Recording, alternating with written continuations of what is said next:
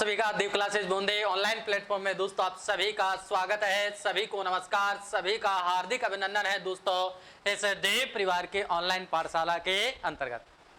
नमस्कार दोस्तों, नमस्कार, राधे राधे। देखिए अपन दोस्तों पढ़ रहे थे भारतीय इतिहास के अंतर्गत दोस्तों आपका सूफी आंदोलन। बहुत अच्छा टॉपिक दोस्तों आपका चल रहा है जो एग्जाम की दृष्टि से भी दोस्तों बहुत महत्वपूर्ण है। क्यों? क्योंकि दोस्तों यहां से आपके एग्जाम में क्वेश्चन जरूर टपकता है, इसलिए दोस्तों यह टॉपिक आपके लिए बहुत ही महत्वपूर्ण है इस प्रतियोगिता के महाभारत के अंदर। ध्यान देना दोस्तों, अपने पिछली क्लास के अंतर्गत देखा था, पिछले वीडियोज के अंदर अपन ने देखा था दोस्तों कि कैसे आपका सूफी आंदोलन का जो सामान्य परिचय है, सामान्य परिचय के बाद में दोस्तों अपन ने देखा कि अरबी, फारसी और उर्दू भाषा के अंतर्गत दोस्तों इन सूफी संतों के द्वारा कौन कौन से शब्दावली का प्रयोग किया जाता था जो आपके एग्जाम की दृष्टि से सबसे महत्वपूर्ण माना जाता। उसके बाद में दोस्तों अपन ने देखा कि आपका जो सूफी आंदोलन है, इस आंदोलन के अंतर्गत दोस्तों आपके कई महिला सूफी संत भी हुई है जिनके बारे में अपन ने पिछले क्लास में दोस्तों देखे लिया था।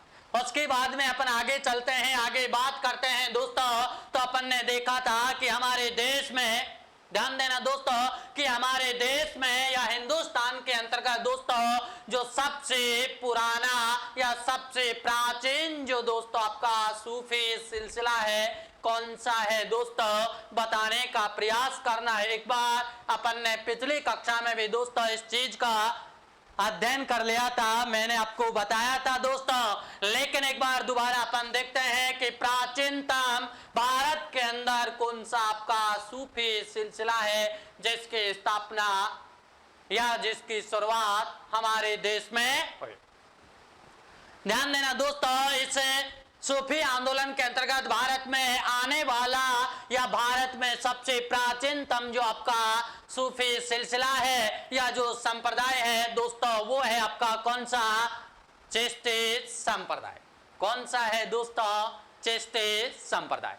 ध्यान देना, इसके जो प्रथम संत थे या इसके प्रथम जो सूफी संत है दोस्तों आपके ख्वाजा मोइनुद्दीन चिश्ती है। कौन है? अरे ख्वाजा मोइनुद्दीन चिश्ती है जो दोस्तों आपके मोहम्मद गोरी के साथ में हमारे देश से आया था। किसके साथ में दोस्तों?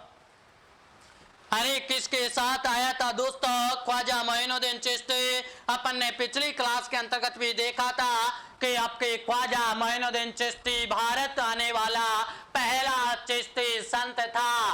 मोहम्मद गोरी ने जब भारत के ऊपर दोस्तों आक्रमण किया तो उसके साथ में यह खुरासान से भारत आया।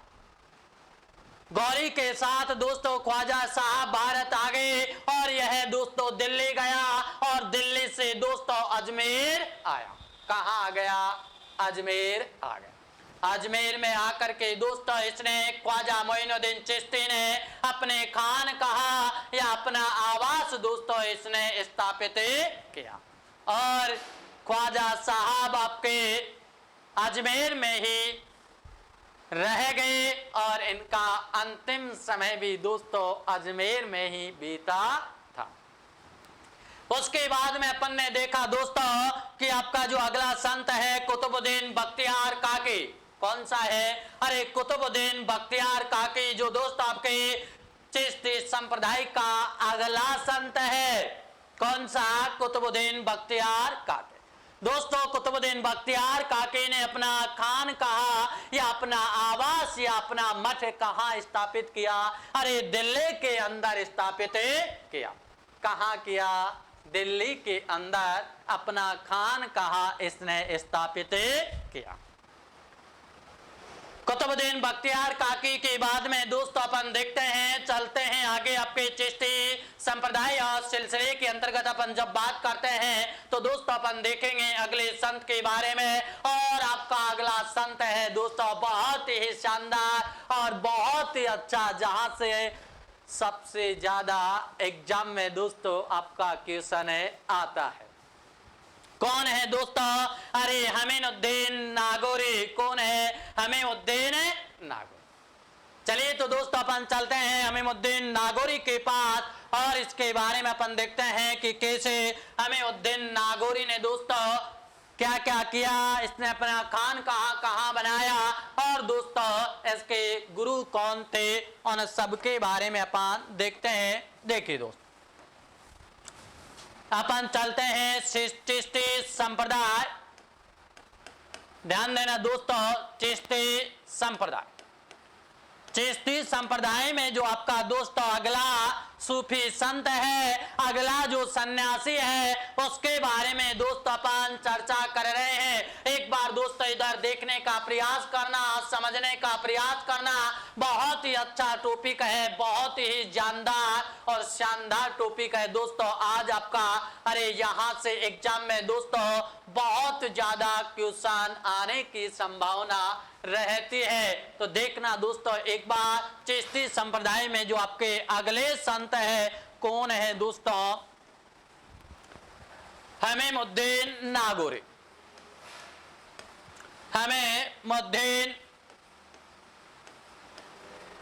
हमीमुद्दीन नागौरी।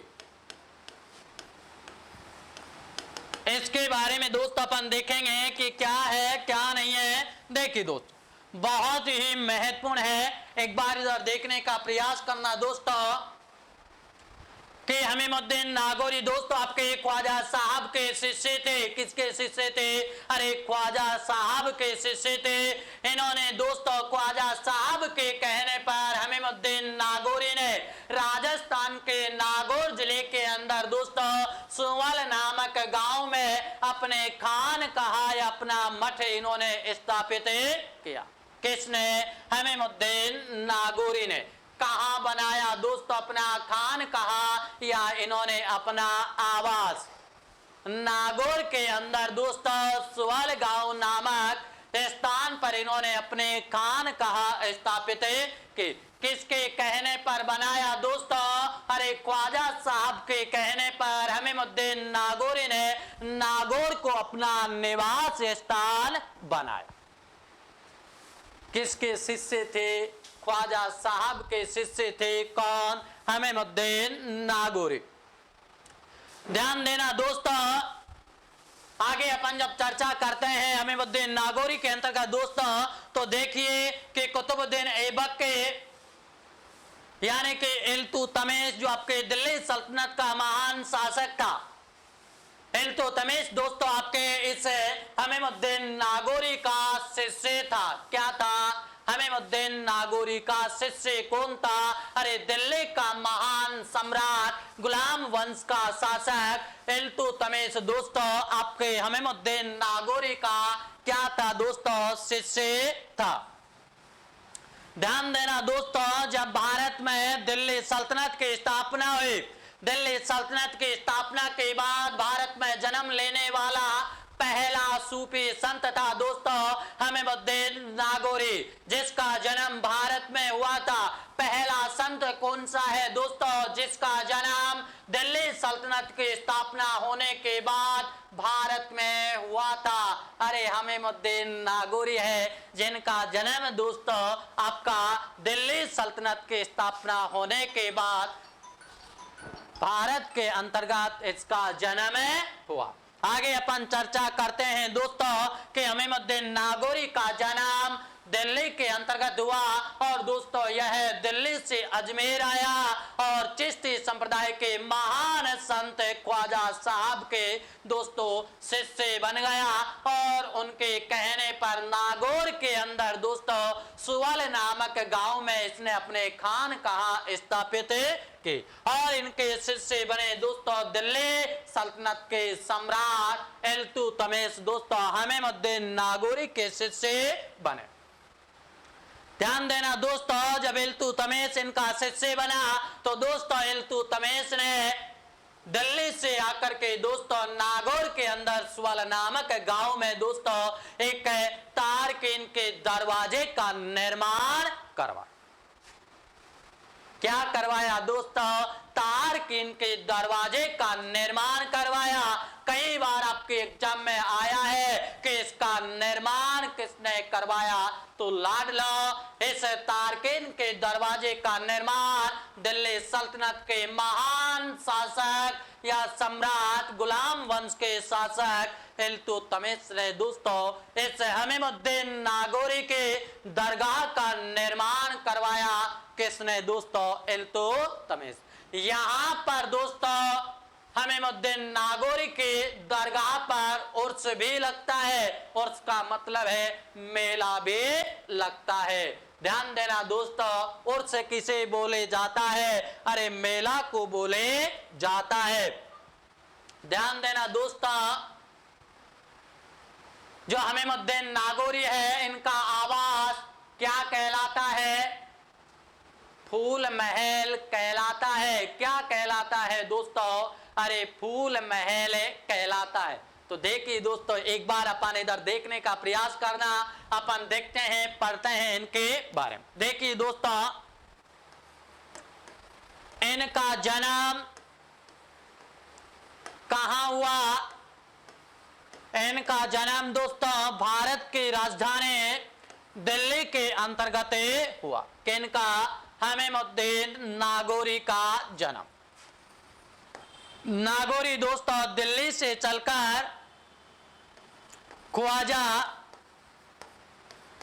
साहब के पास अजमेर आ गया और ख्वाजा साहब का शिष्य बन गया। कौन? हमीमुद्दीन नागौरी। क्या बन गया दोस्तों? अरे शिष्य बन गया।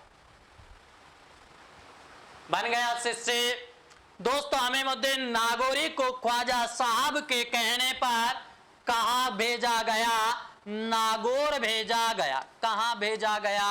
नागौर के। नागौर कहां है? राजस्थान के अंतर्गत एक जिला है नागौर आपका। और नागौर में दोस्तों सुवल है। नागौर में दोस्तों सुवल नामक गांव है। कौन सा गांव है? सबसे महत्वपूर्ण है। कौन सा गांव है दोस्तों? सुवल नामक गांव है। और इस सुवल नामक गांव में इनके या इनका खानकाहा बना हुआ है। किसका? हमीमुद्दीन नागौरी का। देखिए दोस्तों, इनके बचपन का भी नाम था। क्या नाम था? बचपन का नाम क्या नाम है इसके बचपन का? एक बार बताने का प्रयास करना कि हमीमुद्दीन नागौरी का बचपन का क्या नाम है दोस्तों। सभी को नमस्कार, राधे राधे दोस्तों। आप सभी का स्वागत है इस देव परिवार की ऑनलाइन पाठशाला के अंतर्गत। दोस्तों देखिए, अपन देख रहे हैं हमीमुद्दीन नागौरी के बचपन का नाम, और बचपन का नाम है अब्बू अहमद शहीदी। क्या नाम है दोस्तों? अब्बू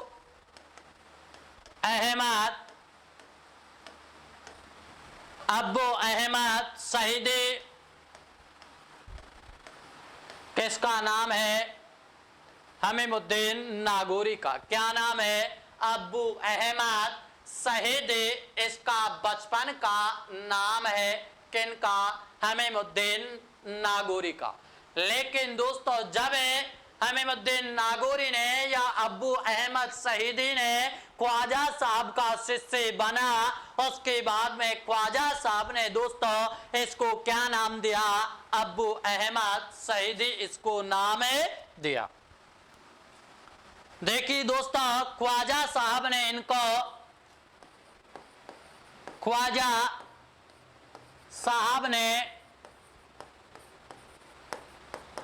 साहब ने दोस्तों इसको एक उपाधि दी। क्या दी दोस्तों? सुल्तान उसे तारकीन। क्या कहा इसे हमीमुद्दीन नागौरी को दोस्तों? ख्वाजा साहब ने अरे सुल्तान उले तारकीन। किसको कहा? हमीमुद्दीन नागौरी को।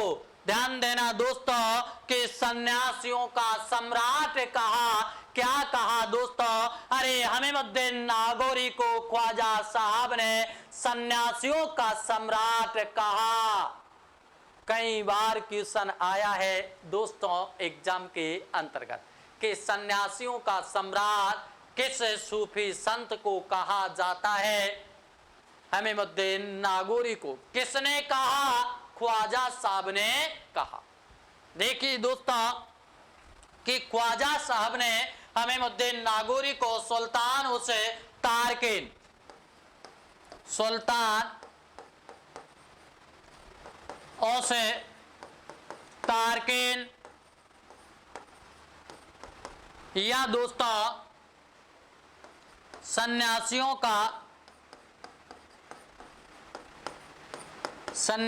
का सम्राट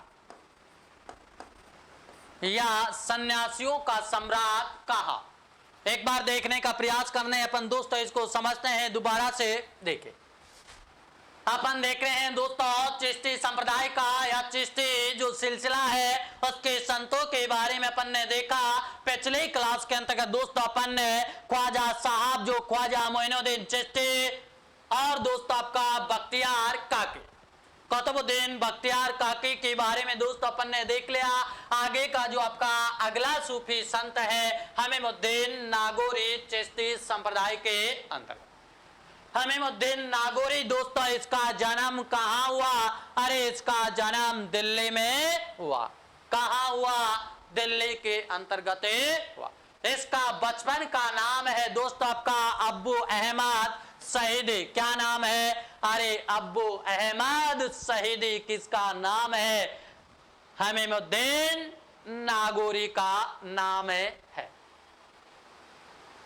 आगे देखिए दोस्तों कि हमीमुद्दीन नागौरी का जन्म दिल्ली में हुआ, लालन पालन दिल्ली में हुआ, लेकिन दोस्तों इनका मन दिल्ली में नहीं लगा। क्यों नहीं लगा? क्योंकि दोस्तों दिल्ली दिल वालों की होती है और बंबई दोस्तों पैसे वालों की होती है और दोस्तों चेन्नई आपकी फैशन वालों की होती है। इसलिए हमीमुद्दीन नागौरी का दिल दिल्ली में नहीं लगा तो उसका दिल कहाँ लगा?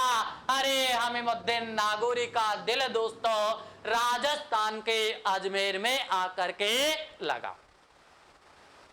हमीमुद्दीन नागौरी राजस्थान के अजमेर में आ गए और अजमेर में दोस्तों चिश्ती संप्रदाय के महान संत या सम्राट दोस्तों आपके ख्वाजा साहब या ख्वाजा मोइनुद्दीन चिश्ती थे। यहां आकर के हमीमुद्दीन नागौरी ने ख्वाजा साहब का शिष्य बन गया और अच्छी तरीके से सेवा करना प्रारंभ कर दिया। दोस्तों ख्वाजा साहब के निर्देशन में हमीमुद्दीन नागौरी ने अच्छी तरीके से शिक्षा प्राप्त की। कई ग्रंथों का अध्ययन इन्होंने किया और दोस्तों इस्लाम धर्म की शिक्षाओं का इन्होंने अध्ययन किया। उसके बाद ख्वाजा साहब ने हमीमुद्दीन नागौरी का अब्बू अहमद शहीदी से नाम बदल करके हमीमुद्दीन नागौरी रख दिया। हमीमुद्दीन नागौरी नाम रख दिया और दोस्तों नागौर के अंदर इनको भेज दिया। किनको? हमीमुद्दीन नागौरी को। कहां भेज दिया? अरे लाडलो नागौर भेज दिया। किसने भेजा? ख्वाजा साहब ने भेजा। नागौर के अंदर भी दोस्तों ध्यान देना स्वल नामक गांव है। कौन सा गांव है? अरे स्वल नामक गांव है नागौर जिले में। वहां पर दोस्तों हमीमुद्दीन नागौरी आकर के अपना खान कहा स्थापित किया। क्या स्थापित कर लिया? अपना आवास बना लिया हमीमुद्दीन नागौरी ने। आगे देखिए ख्वाजा मोइनुद्दीन चिश्ती संप्रदाय के महान संत या महान सम्राट थे दोस्तों। अरे इस महान संत ने हमीमुद्दीन नागौरी को दोस्तों एक उपाधि दी। क्या उपाधि दी? अरे सुल्तान उस तारकीन ने कहा। क्या कहा? सुल्तान उस तारकीन ने कहा। इसका मतलब होता है लाडलो। क्या होता है?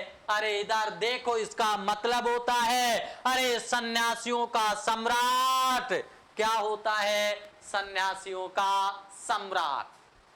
किसको कहा जाता है? हमीमुद्दीन नागौरी को सन्यासियों का सम्राट कहा जाता है। बताइए दोस्तों, यहां तक कोई समस्या? आगे चले, देखिए आगे अपन चलते हैं। देखिए दोस्तों, आगे अपन चर्चा करते हैं इसी के बारे में। देखिए दोस्तों,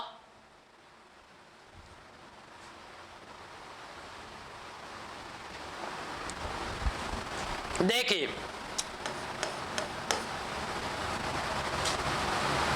हमीमुद्दीन ने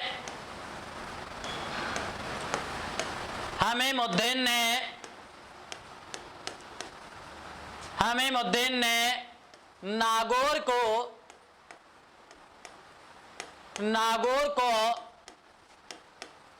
चिश्ती संप्रदाय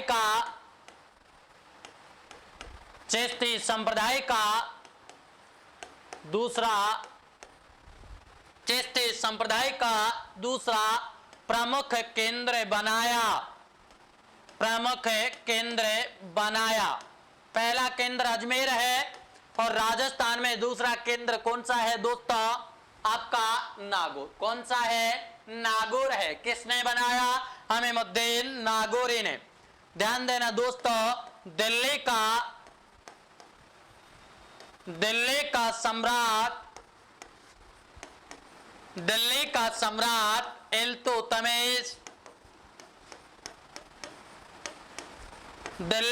सम्राट इल्तुतमिश, इनका शिष्य था। किनका? हमीमुद्दीन नागौरी का। क्या था दोस्तों? अरे शिष्य था। कौन? इल्तुतमिश। आगे देखिए दोस्तों, दिल्ली सल्तनत की स्थापना के बाद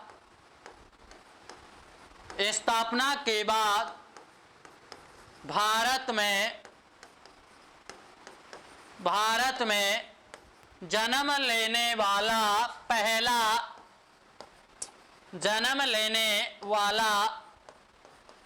पहला संत था। कौन? हमीमुद्दीन नागौरी।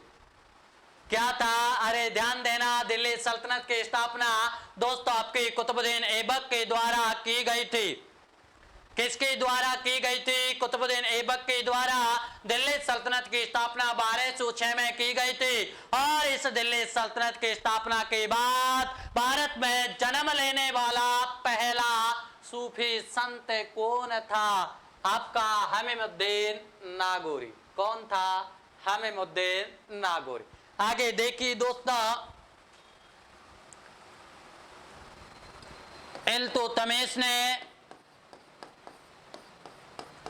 इनका मकबरा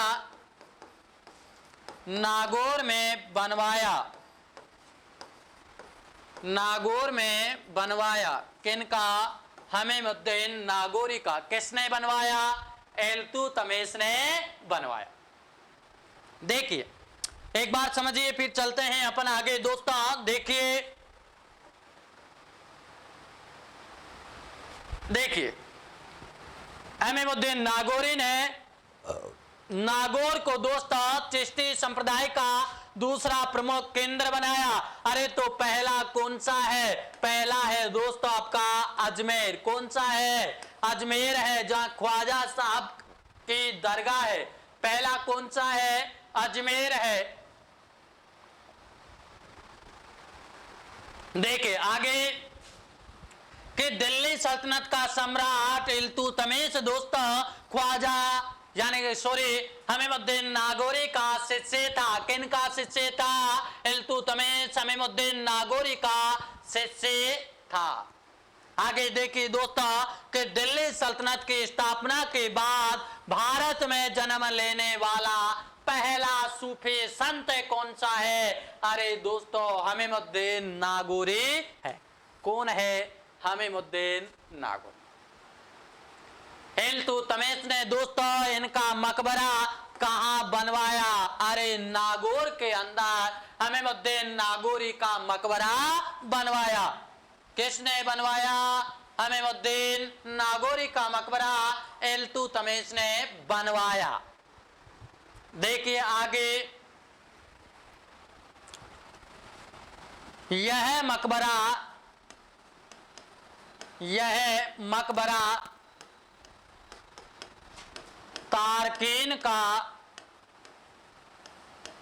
तारकीन का दरवाजा कहलाता है। आ गई बात समझ में? आ गई ना? क्या कहलाता है? अरे दोस्तों ध्यान देना कि इल्तुतमिश ने हमीमुद्दीन नागौरी का मकबरा बनवाया और यह मकबरा क्या कहलाता है? अरे तारकीन का दरवाजा कहलाता है। क्या कहलाता है? तारकीन का दरवाजा कहलाता है। और यहां पर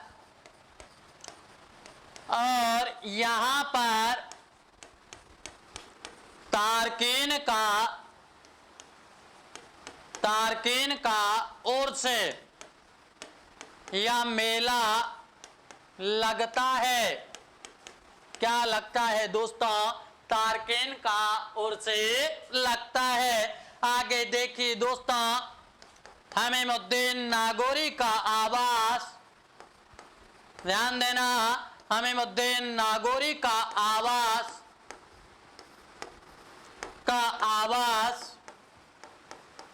या दोस्तों खानकाहा।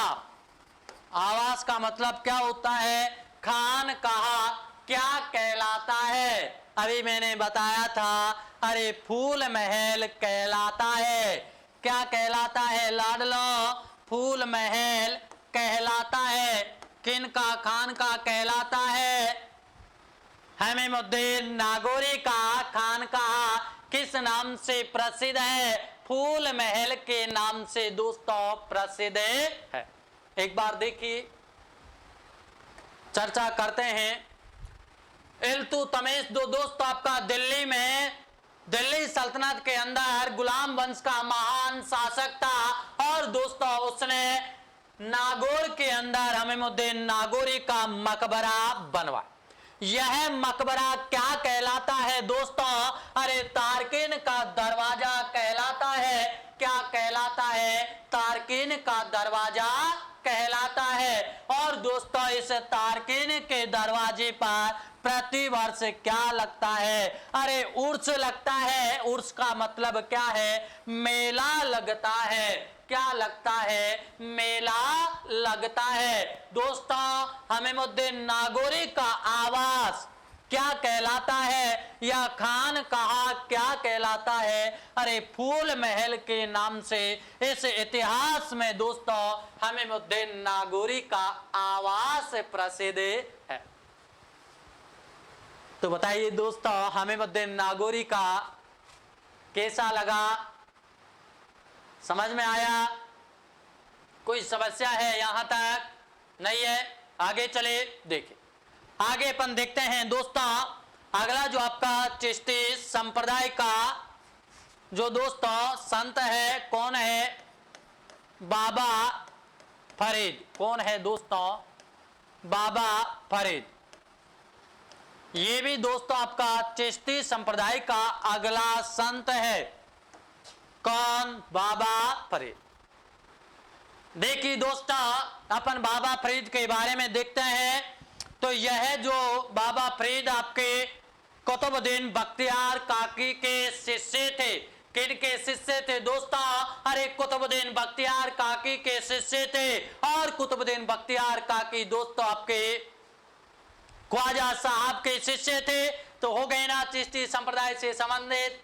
तो आपके बाबा फरीद कुतुबुद्दीन बख्तियार काकी के शिष्य थे। और दोस्तों इन्हें लोग प्यार से गंज ए सक्कार कहते थे। क्या कहते थे दोस्तों? अरे गंज ए सक्कार किस सूफी संत को कहा जाता है?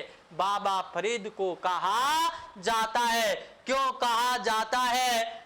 गंजे शक्कर का मतलब है दोस्तों मिठास का खजाना। क्या है? मिठास का खजाना। यानी कि इतने मीठे थे हमारे बाबा फरीद कि दुनिया इनको गंज ए शक्कर के नाम से पुकारने लग गई दोस्तों, इतिहास के अंतर्गत। आगे अपन देखते हैं बाबा फरीद के बारे में दोस्तों कि बाबा फरीद आपके दिल्ली सल्तनत के महान सम्राट बलबन का दामाद था। क्या था? अरे बलबन का दामाद था, लाडला। कौन? बाबा फरीद। और बलबन आपका गुलाम वंश का महान शासक और दिल्ली सल्तनत का सम्राट था। कौन? बलबन। कहीं ना कहीं चीजें आपस में जुड़ी हुई होती है दोस्तों, ध्यान देना बहुत महत्वपूर्ण है। आगे अपन देखते हैं तो दोस्तों कि बाबा फरीद के कुछ वचन या कुछ कथन या कुछ शिक्षाएं दोस्तों सिख धर्म के महान ग्रंथ गुरु ग्रंथ साहिब के अंतर्गत दोस्तों लिखी हुई हमें प्राप्त होती है। देखिए अपन चलते हैं बाबा फरीद के बारे में दोस्तों देखते हैं। तो देखिए दोस्तों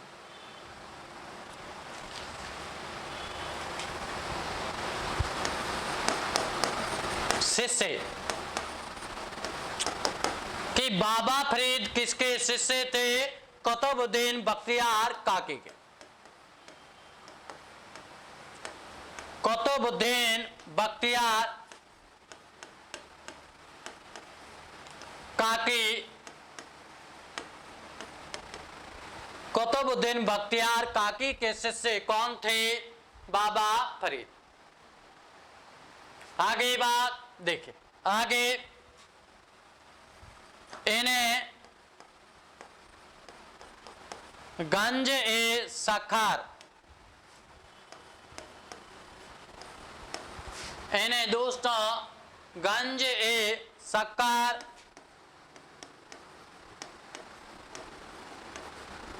गंज ए शक्कर या मिठास का खजाना के नाम से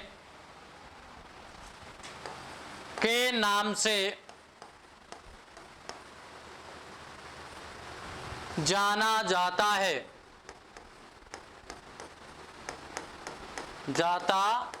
किन्हें? बाबा फरीद को। किस नाम से जाना जाता है दोस्तों? बाबा फरीद को गंज ए शक्कर के नाम से जाना जाता है। इतिहास के अंतर्गत दोस्तों ये है बाबा फरीद आपके कुतुबुद्दीन बख्तियार काकी के शिष्य थे और दोस्तों बलबन के दामाद थे। किसके? बलबन, आप जानते हैं अच्छी तरह, बलबन के दामाद थे। बलबन की पुत्री का नाम दोस्तों हुजैरा था। क्या नाम था?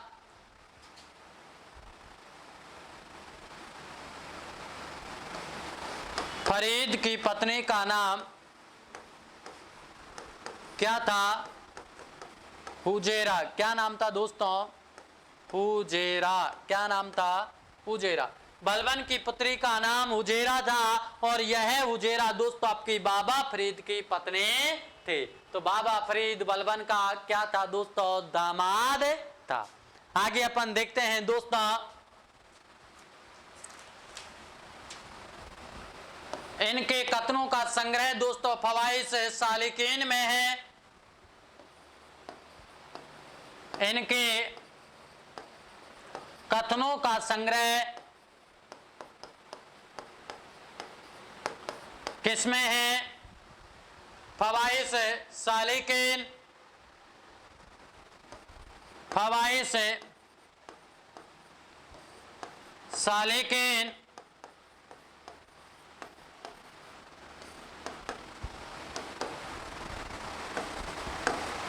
फवाइस सालिकीन में बाबा फरीद के कथनों का संग्रह है या इनकी शिक्षाओं का संग्रह है, किसमें है दोस्तों?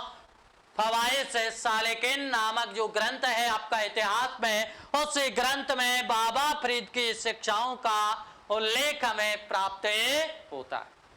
देखिए दोस्तों, एक बार समझने का प्रयास करना, देखते हैं।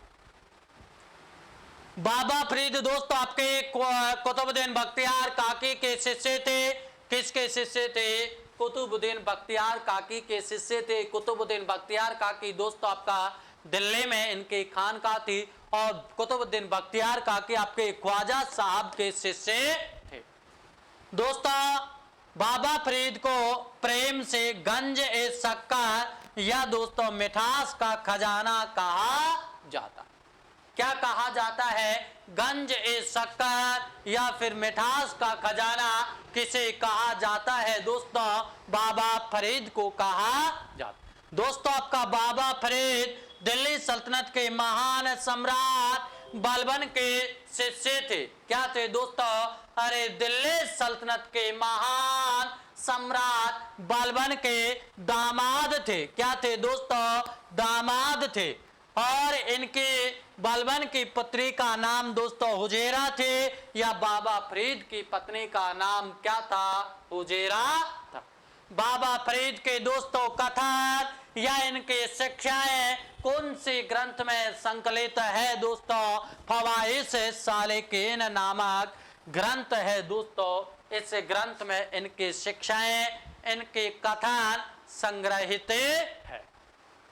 यहां तक लाडलो कोई समस्या है क्या? नहीं है। देखिए आगे अपन देखते हैं, आगे चर्चा करते हैं। इसी के अंतर्गत दोस्तों बाबा फरीद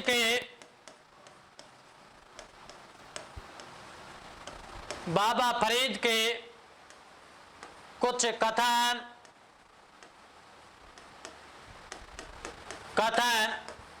गुरु ग्रंथ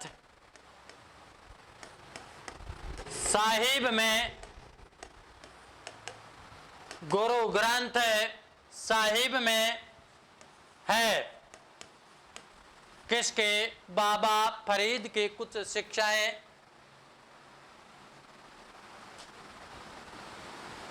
इन्होंने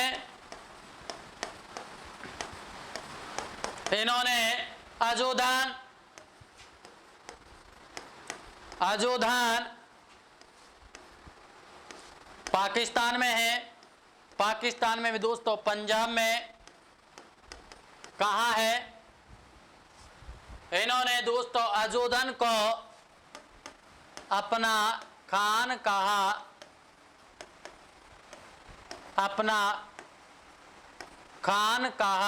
बनाया। किसने? बाबा फरीद ने। कहाँ बनाया? अजोधन। अजोधन कहाँ है दोस्तों? पाकिस्तान। पाकिस्तान में भी कहाँ? पंजाब में। ध्यान दें दोस्तों, इन्हें अजोधन में ही दफनाया गया था। किसको? बाबा फरीद को।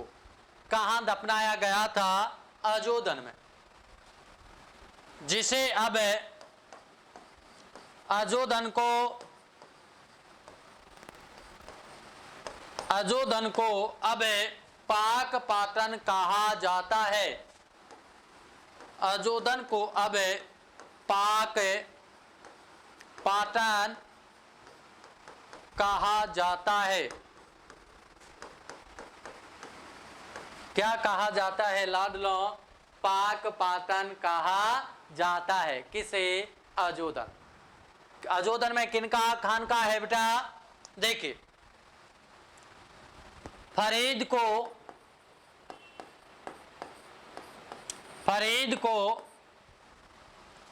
पंजाबी भाषा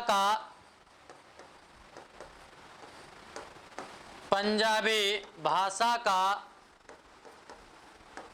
प्रथम कवि माना जाता है।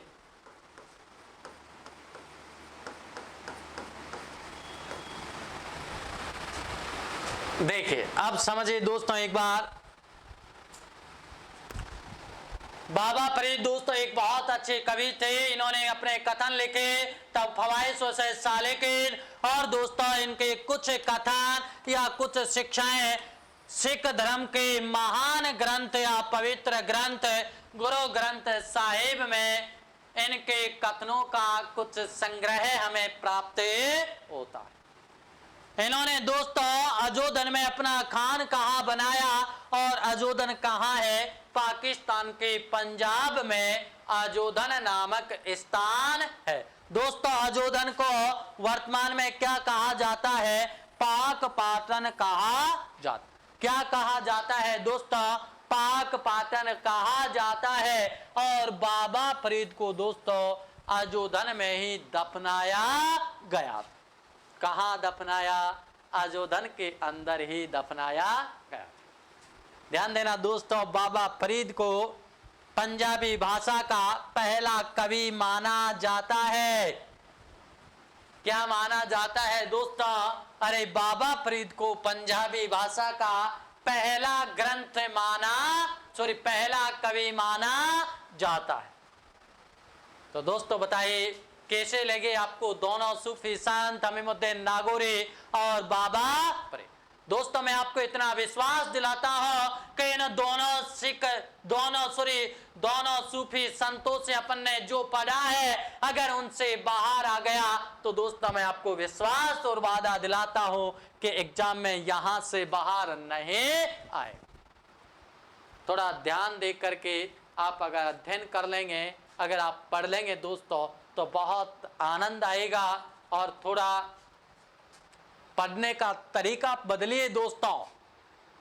ध्यान देना, जितना आप पढ़ रहे हैं, जो किताबें आप पढ़ रहे हैं, उन सभी किताबों को और जैसा आप पढ़ रहे हैं जिन विधियों के द्वारा, वो सभी विधियां, सभी किताबें और जो समय आप दे रहे हैं, वो समय दोस्तों इस राजस्थान और हिंदुस्तान में लगभग करोड़ों विद्यार्थी ऐसा कर रहे हैं।